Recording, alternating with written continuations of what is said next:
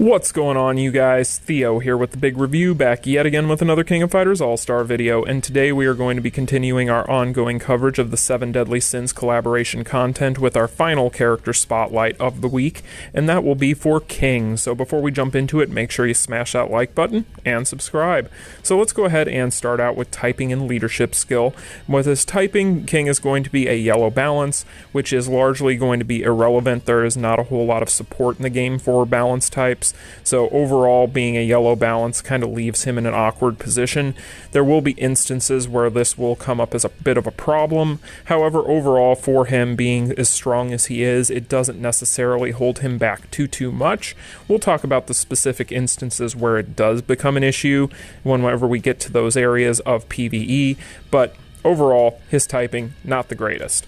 Now, when it comes to his leadership skill, however, this does make up for it quite a bit, because typically he is going to be his own leader, so you don't necessarily need to slot him in to specific teams in a lot of different parts of PvE, because he is going to increase yellow element fighters' attack by 45% and their power charge rate by 20%. So being that he'll be his own leader and have probably at this point in the game the best kind of leadership skill that we have available in King of Fighters All-Star, then it doesn't really matter too much. And whenever you see a character with a leadership skill such as this, it is always going to be useful. So it's very nice that he has this leadership skill for yellow element fighters. So overall, pretty darn good. Now when it comes to his cores, this is arguably his weakest aspect as a character, and we'll kind of talk about why.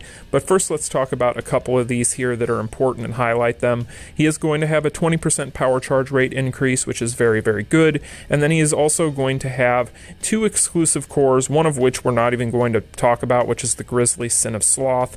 It is largely and entirely irrelevant to PvE, but when it comes to Disaster, there is quite a bit to talk about here. So he's going to have a 50% chance to deal Starlight damage equal to 2.2 times of the target's remaining Starlight damage, and then he removes the Starlight effect and decreases power by 10% upon landing a skill on a target in Starlight with a cooldown of 8 seconds, and then he of course is going to have the 7 Deadly Sins exclusive core, which we have mentioned in previous spotlights. So overall, this is what we would call explosion whenever you remove a dot and deal the remaining damage as just pure damage. And it is on a 50% chance on an 8-second cooldown, which is a good thing, because you do not want this to happen very often in specific instances such as Guild Raid, which we will talk about. Because with him, his role is always going to be, in Guild Raid at least, as a character that apply the Starlight and then bounce out for whoever is going to be your designated shield shredder. And unfortunately, being that he does have a chance to remove it, it does hurt his reliability. He is still extremely strong and powerful in that mode, and we'll talk about that when we get to that part of this review. However, with this being the 50% chance, it does hold him back slightly and make him a bit cumbersome, and I really do wish it wasn't there, because if it weren't, he would be a fantastic alternative in that mode, and he's still pretty strong there, but we'll get to that. Now, when we talk about his skills, we're going to talk about the S1 first. He is going to increase attack by 45% of defense for 7 seconds when using a skill, and then he is going to deal Starlight damage equal to 30% of attack every 1 second for 7 seconds to the target upon landing a skill. So he's going to have defense to attack conversion, so that is always going to be nice, although a bit strange on a balance character, and that is something that typically can be a kind of a kiss of death for a lot of characters if they have kind of these weird mixed kits where they almost seem like they're a hybrid of certain types. But for him, he is able to get above and beyond that and ignore that largely as any sort of drawback, and it actually can work to his benefit in a lot of areas. But next up, we're going to talk about his S2. His S2 is going to petrify the enemy for 2 seconds upon landing a skill, guard included, with a 30% chance to reset the cooldown when using a skill. This is very, very nice in his general bossing, because his overall awakening rotation is very, very strong based upon this skill in general. Basically, what you can do is you can basically just petrify lock whatever that boss is, and you can just nuke them off the map because he does so much damage so quickly. So very nice to see that he has this available to him, and I'm very, very happy to see he has petrify. Now, next up, On his final skill, which is his S3, he is going to gain hyper armor, and then he's also going to have another source of starlight. So he has 2 sources of starlight, which is going to be very, very nice. It helps make up for the fact that he might explode one of those starlight applications. So overall, it is cool that he has this, and of course he has hyper armor, which is always going to be better than just having straight up super armor, things of that nature. So very nice that he has that as well. This is a really good skill, and we'll talk about that more. So finally, you have his finishers, and that's pretty much going to be his kit. Pretty nice overall. It's kind of mixed and kind of interesting. You know, normally a character like this you would kind of look at on the surface and go, I don't know about that. It's kind of a weird kit, but it ends up working, and we'll find out why. Now, as far as imprint stones, this is very debatable. I have seen tons and tons and tons and tons of people that have been comparing the defense and the attack stones because he has the defense to attack conversion. However, if you go on YouTube, you can check out several different sources for this. You don't need me to tell you this. I'm sure you guys have already heard this, but if you take a look, most times if you see any of the more kind of respected sources for information on this stuff, it's looking like the attack stones are going to overall be better for him. That would be my recommendation to you guys. If you are looking at stones for the 7 Deadly Sins characters and their stones, I would recommend the attack ones for him, but the defense ones are very good. There's actually a very small margin of difference, so it overall just depends on what you're wanting to do. In general, attack stones tend to be better in general for PvE content, so my recommendation would just be to go straight attack stones, but you really can't go wrong either way. It's just going to kind of shift around what kind of cards and things like that you might use on a normal basis. Now, you might notice that I have this final stone here. This is a Starlight Stone for yellow balance. I have this here because I have it for 1, and 2, I just don't like that 3rd stone. I don't like the fact that the power charge is only on awakening rotation, because in a lot of content such as Guild Raid, you're not necessarily going to ever awaken your characters, and so therefore I find it to be pretty useless overall, and so instead I opted for this one. Now, the reason for that is because I get the extra starlight damage, but also because I get the extra 2% to the attack at 12% versus the 10% on the 7 Deadly Sins stone. So overall, that's why I went with that. So to me, I would rather have the extra 2%, even if it's marginal as a difference. I would prefer to have that 2% over whatever I'm getting out of that 7 Deadly Sins stone. So, but if you go all 3 7 Deadly Sins stones, you're fine. So anyway, guys, that is going to be the kit. Let's go ahead and talk about the skills. So as far as King's skills are concerned, he does have a 4-hit basic string with knockdown. However, he does have OTG, but it isn't necessarily ever going to be very reliable, considering the fact that his basic string in general is very slow, and it's on the 3rd hit of the string, so you're probably never going to be able to get to it before the character is already getting up off the ground anyway. So yeah, definitely not going to be very usable in that regard. However, it does have really, really good range, especially that aforementioned 3rd hit. It has about 3 character lengths of range on it, so that's something that might come up every once in a while. But as far as his skills are concerned, his S1 and his S2 you have to be very careful of. They don't have very good XY axis, and so you have to make sure that you time them correctly, so it might be hard to catch with them sometimes, but they do phenomenal damage just like the rest of his kit. And his S3 does have off the ground and is going to have great XY axis to make up for that. However, another thing to keep in mind, the S1 nor the S2 are technically off the grounds. The S2 you could, I guess, count in a way since it's going to hit them on the ground. However, it's just going to petrify them in that position, so I'm not going to count it. So overall, his off the ground game, not the best. Now, when it comes to his finishers, his core finisher is decent as it's full screen, but it has a very short animation window. However, where his real power lies is in the card finisher. You need this card finisher because it has a 10-second animation. It is going to be very, very powerful on damage, and it's full screen. It is a great finisher, and it is going to make or break his performance if you don't have it. So make sure you get that card, guys. Now, as far as his overall mobbing is concerned, Insofar as grouping mobs, his XY axis on his skills isn't the greatest outside of his S3, so again, keep that in mind. However, if you can keep the mobs grouped together, he is going to be one of the best mobbers, in my opinion, in the game. The reason for that is his phenomenal ability to one-tap mobs. Typically, you don't have a lot of characters that you can just take into high-level RHD, even when they're under-leveled especially, and be able to not only breeze through without tagging out all of the different mobs, but also be able to take the boss down single-handedly. And he is one of those rare characters that is able to do that.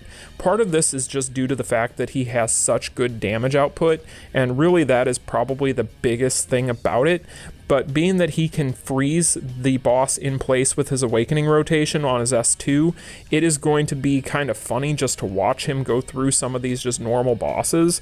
He doesn't even necessarily need to juggle anything. He doesn't really juggle in general. Instead, what he really does is he basically just stun locks the boss into place. So as you'll see right here, he can basically just stun them and then just spam finishers and spam skills, and it gets really funny to watch. There's really not a whole lot they can do. Do keep in mind you'll want to make sure that you petrify them in place while they're standing up. You don't want them on the ground, so you can make sure you can hit your S1, because it will not hit them if they are laying down or crouching. So just make sure that they are standing straight up whenever you start that string.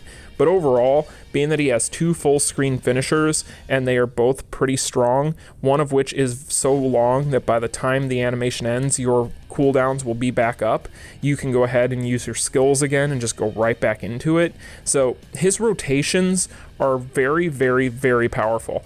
Very happy with his overall rotations for mobbing, and I think that if you wanted to take him into time attack, he would probably treat you pretty darn well.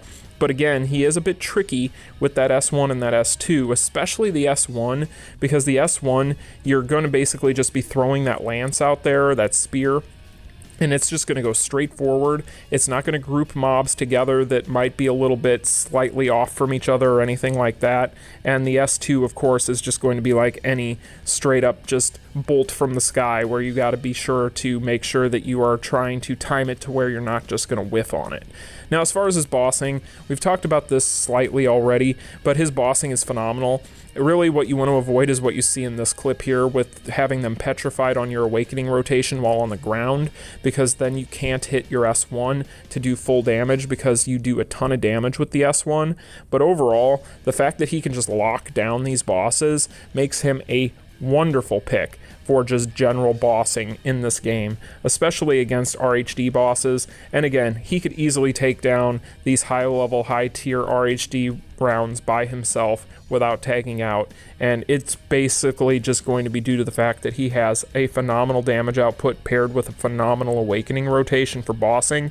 So really, you can't complain in this regard for him. If I had any complaints about him when it comes to bossing, it would be the fact that he does tend to be a little bit rough if he misses on things and his Awakening rotation is gone, but honestly, you have other teammates that can pick up the slack, so it's really not a big deal, and it's a nitpick. In things like Immortals, I do really believe that in my heart of hearts, King will eventually become a premier Immortal fighter, and the reason for that is just going to be based solely upon the fact that he has that 10-second long animation on that finisher. So he's going to end up being a character that you can easily take into some of these modes and some of this content, especially down the road if we ever get ourselves a Starlight based Immortal. I think that King is going to become probably one of the best characters for that mode, and there's really no guarantee that we'll ever get it, but I think we're all expecting it at this point. And whenever that does happen, I do really think that that's where you're going to see King shine. But even when I took him in here against Victor, he was at Awakening level 2 at the time. I had just gotten mine to Awakening level 3, I believe, yesterday. And whenever I took him in there, I really didn't expect to be able to one-team this, especially considering the fact that he didn't have a leadership skill working for him. But when I took him in there, I was pleasantly surprised. And with that finisher being able to stall the clock as much as it can, and being that he can do so much damage so quickly, it really it shouldn't have come as much of a shock. But I was surprised at his low awakening level that he was able to do this. I'll be curious to see against other Immortals, and that's why I am going to say that right now, as it sits, until we get a Starlight based Immortal, that it's fairly inconclusive, because I want to wait and see what he can do against some of these other Immortals before I make a full clear-cut decision on how I feel about him in this mode as it is now.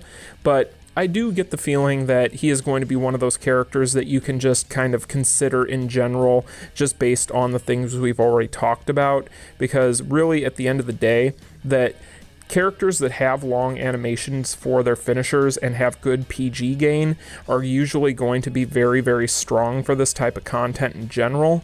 So you can almost set your watch to this kind of thing.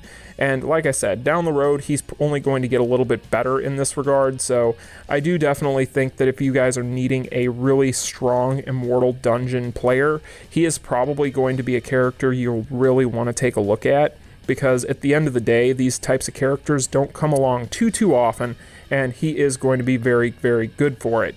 So next up, we're going to talk about something that I know a lot of people are wondering about, and that is going to be his guild raid viability. And to be honest with you guys, he's pretty darn good. However, there are going to be some major caveats. So I'll admit this right off the bat, I spent about 3 hours yesterday on Guild Raid Lunatic, and I really wasn't even trying to get high scores. I was just trying to test him to his fullest extent and see what I thought of him. And to be honest, overall, he's pretty good. He's a decent alternative to characters such as Athena and your Elizabeths. However, I do believe that both of those characters, in my opinion, are just outright better for this. And the reason I feel that way is because both of those characters are just more reliable. His ability to explode his Starlight really does mess up his overall reliability in this mode, to the point where it's tough, because you end up feeling like you're fighting against yourself at times, because if he ends up exploding that Starlight so that you can't just tag him out, it ends up just messing up your run. And to be honest with you guys, I don't know how all of you feel about Guild Raid Lunatic or Guild Raid in general, but I personally don't like playing Guild Raid for the entire day. So in my opinion, I really would prefer to have a character that's reliable and I don't have to worry about missing or worry about not getting the job done. So in that regard, I do feel like there are better characters. However, he is going to be able to out-damage a character, I believe, such as Elizabeth in this mode, in my opinion, just based on what I've been able to gather. So there is that. However, his reliability, again, I don't feel like it makes up for it. So overall, as much as I would like to say he is going to be a premier character for this, I feel like he's just going to be pretty good. And that's okay. He's still going to be better than not having a Starlight dealer in general. So if you don't have a Starlight dealer, if you missed out on SS Athena, if you don't have Elizabeth, or whatever the case may be, he is definitely going to be better than nothing. And he is very, very strong here, especially if the RNG goes your way. But again, you have to keep in mind, and you really do have to pay attention when you're using him too, because if you don't notice that you blew up your Starlight, then you're going to have issues, because then you're just going to ruin your run. You're going to swap out, and then he's on cooldown, and it's just bad. So yeah, it's one of those things you need to pay attention to, but he's definitely got some strengths here, being that he has this super long finisher, which I feel like we've talked about already a million times, but it comes up everywhere. It really, really helps his overall viability here, and it really makes him a good teammate, because he is going to help your other characters get to their awakening rotations again, get off their cooldowns, so on and so forth. So he buys you a ton of time in this mode, which is something that really you can't say enough about.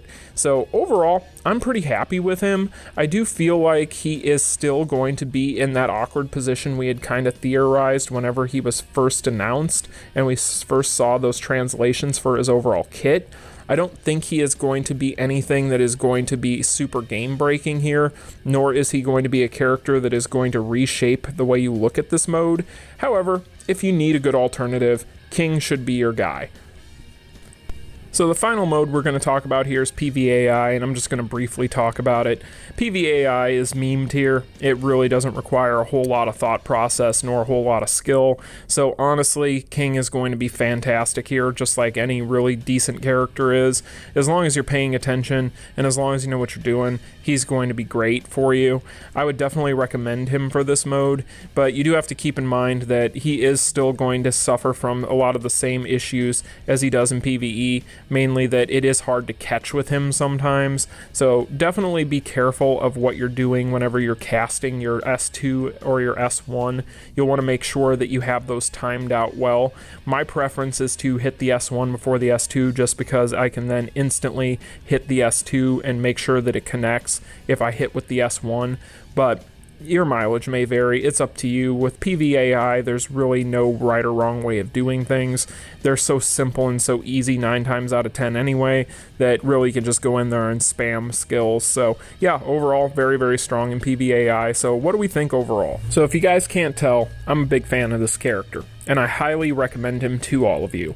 I know I've recommended him in the past before I even was able to do the spotlight, and I've told you guys that if there's 2 characters for PvE specifically that you want to make sure that you get and don't miss out on, it is going to be Merlin and this boy, and I really do believe that. This character is going to have a ton of longevity based solely upon the fact that he is going to be a yellow type character, and yellow is a very shallow pool, and being that he is one of the best characters in that pool now, I think that it's a no-brainer that you pick him up, especially with the fact that he has that leadership skill. He is going to come in handy in a ton of different content. So in my opinion, guys, you want to make sure you get him. He's going to be great for a long time to come. I feel like being that he has those things working for him specifically, the odds of him being replaced anytime soon are pretty low. And as far as his versatility across modes, he is going to be very, very valuable. So in my opinion, guys, highly recommend him. Make sure that you pick him up. I don't believe you'll regret it. He does have a wonky kit here and there. He does have his drawbacks. He does have his weaknesses. He isn't outright broken in any way, shape, or form, but he is a super solid PvE unit that you will want to add to your roster going forward. So that is going to be the spotlight for King, guys. I hope you all found it enjoyable. If you did, make sure you smash that like button and subscribe, and I will see you guys in the next video. You all take care. Peace.